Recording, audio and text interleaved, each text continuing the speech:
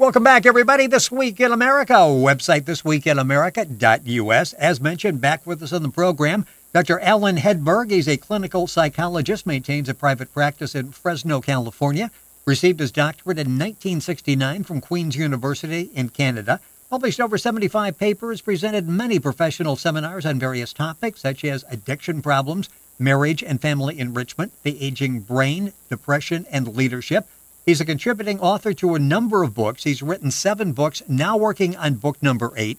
The book we'll be talking about in the program today is Dr. Teach Me to Parent, 62 Lessons in Intentional Parenting. Dr. Alan Hedberg back with us on the program. Doctor, welcome back. Great to have you with us on the program. Thank you. You know, I really love the book, and we'll talk about the difference. Well, let's start off by talking about when you decided to write the book. Who specifically is this geared for? A lot of books out there on parenting, whole sections in the library on parenting. This book really jumps out. Talk about why you decided to write the book and who is it geared for? That's a good question. You know, when out there, turn to my audience, there are a lot of garden variety parents that just can do the job a little bit better. They're doing well. They're doing a responsible job as parents. They're being reliable and dependable, but they can be better. So that's part of the audience. But you know, there's a lot of other parents out there, single parents, divorced parents, parents that have had trauma in their life and loss of one parent, so now they're single as a result of death of the other parent. There are a number of grandparents raising children. So my book was written kind of for the population of parents that need that little extra boost as to how they can be more effective and raise a better child than they might otherwise raise. And the nice thing about the book... Children have got a potential, and we need to give them as much help as we can. Well, and the book does that. Dr. Teach Me to Parent is the name of the book. Our guest on the program is Dr. Alan Hedberg. His website is authoralanhedberg.com, and Alan is A-L-L-A-N. Information, of course, at our website, thisweekinamerica.us, and you can link on directly to Dr. Hedberg's website.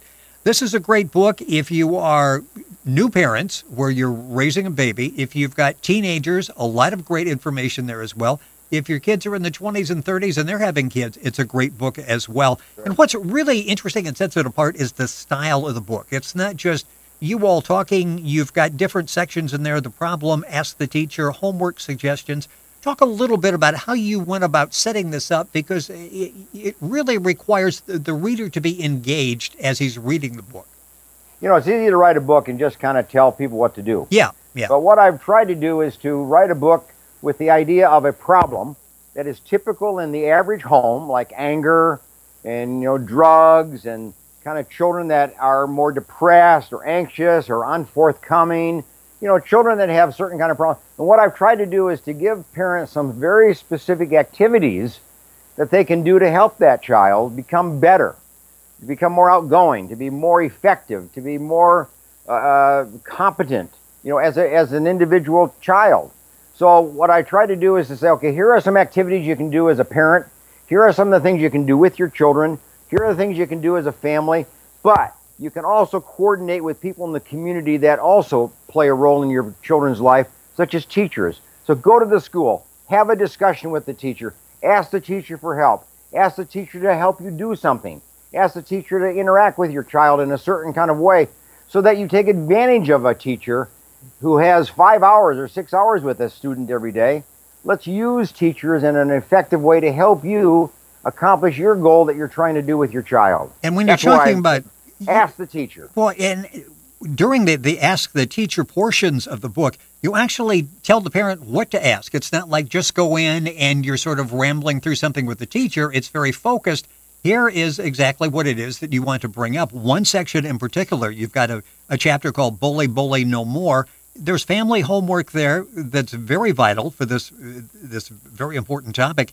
And ask the teacher as well, and it tells you actually what to do. Let's talk about that bullying segment there. Yeah. You talk in the book about the alarming numbers of kids that have been bullied, and I'm sure you see it quite frequently in your practice. Well, kids who have been bullied tend to be bullied. Yes. And unfortunately, a lot of the children who are bullying on the playground have been bullied at home by a father, by a mother, by a grandparent, by an uncle, by older children, an older brother, whatever it might be. And so they come from a history of having been bullied, and they in turn bully somebody else. So you need to break that chain. And you break that chain by helping the child that is bullied to respond appropriately, when to back off, when to walk away, when to confront, when to talk, when to seek help, when to seek assistance from a teacher, from a principal, from a counselor at school, when to seek professional help, so that that chain can be broken. You can't kind of have bullying in the home without having bullying at school and in the playground and out in the community. It just goes that way. So you got to break the chain, and you have to teach children how to deal with bullying, but also how to talk and how to communicate and how to negotiate and how to deal and how to assert themselves. You're listening to This Week in America. Our guest on the program is Dr. Alan Hedberg. His book is called Dr. Teach Me to Parent, 62 Lessons in Intentional Parenting. His website is author Alan, with 2 L's, A-N, Hedberg.com. Books available at Amazon all across the country, bookstores. Also information at our website, and you can link on directly to his website at our website, thisweekinamerica.us. Part 5 in the book, it's entitled, Am I Confronting Destructive Influences at My Doorstep? And you talked about drugs and abuse and anger and some of these topics, the problems you talk about in great length in the book. And that's sort of like, basically, explain that, because if you catch this before it gets into the household, it's a whole lot easier than trying to stop it after it's had a chance to really take root. It's an interesting point, because many drugs start in the home. The drugs are in the home with the parent. The parent uses drugs, tobacco, alcohol, various other forms of drugs that they use, so that the child has grown up in a home where he's used to drug use. So naturally, there's a tendency then for them to use drugs as they get a little bit older. But you can also stop it at the doorstep, in the sense of saying, don't let kids come into your home that use drugs. Don't let your children associate with children who use drugs. Don't let any form of drug use come into your home through parents, through the friends of parents, through the friends of your children. You've got to stop and say, our home is drug-free. We do not use drugs here. We don't let drugs come in. We don't let any form of drug be glorified or celebrated or used. You have to be zero tolerance in drugs. Otherwise, your children are very likely to use drugs. It's interesting. So it's the doorstep that is the beginning point. Yes, and that's all in the book, Dr. Teach Me to Parent, 62 Lessons in Intentional Parenting. Our guest on the program, Dr. Alan Hedberg. And one area you talk about, one of the problems you deal with is the absent father. And in the book, Dr. Teach Me to Parent, you say that recent studies have shown that parents, especially mothers, are making the extra effort to hang out with their children. And the children, in fact, love it, and they would like that more from their fathers. Talk about, in fact, you suggest you should be Mr. Mom from time to time, just to sort of build that relationship with your child. You have to understand that parents have a tough role to play. And when you're 2 parents, it's even hard. But when you're 1 parent, it's even harder. And the unfortunate part is that many fathers have absented themselves. They've removed themselves from the family. They've removed themselves from the children. And that's one of the most abusive things you can do to your child, is not be part of their life. And fathers are prone to that, is to leave when things get tough and go in a different direction. So what I'm saying is, no child should have a phantom father, should have somebody missing in their life. If you give children a choice, if they want to do something with a mother, if they want to do something with a father, they'll often choose the father as the person they would like to do something special with. So fathers play a very important role in the life of a child. And I'm trying to say here is that fathers need to be engaged, to stay engaged, and to learn how to be engaged in an appropriate, effective kind of way with their children. What kind of activities you can do that are age appropriate. What kind of talks you should have with your children that are age appropriate. What kind of exposure should you give your children to activities in the community that are age appropriate? Fathers play an enormously strong role. We have to recognize that and encourage fathers to return to the home, return to the child's life, and be part of a child's life. Don't be absent. In the book, Dr. Teach Me to Parent, you've got top 10 parenting tips, and we'll cover some of these as time allows here. Number 1 is eat together without a television. And so many people have said, boy, back in simpler times, we'd get everybody together and we would sit and we would talk. now you've got all the social media devices people are using, and you've got sporting activities and extracurricular activities, people running around, sometimes don't even sit down as they're eating. How important have you found in practicing all these years it is to sit and to have that family meal? It's the dinner table where you learn to talk. It's dinner table where you learn to have conversation. It's where you learn to have problem solving. That's where you learn to interact and bond and become a unit and become unified as a family. I did a survey of my patients one time, not too long ago, and what I found is only one family out of 10 eat together as a family for dinner.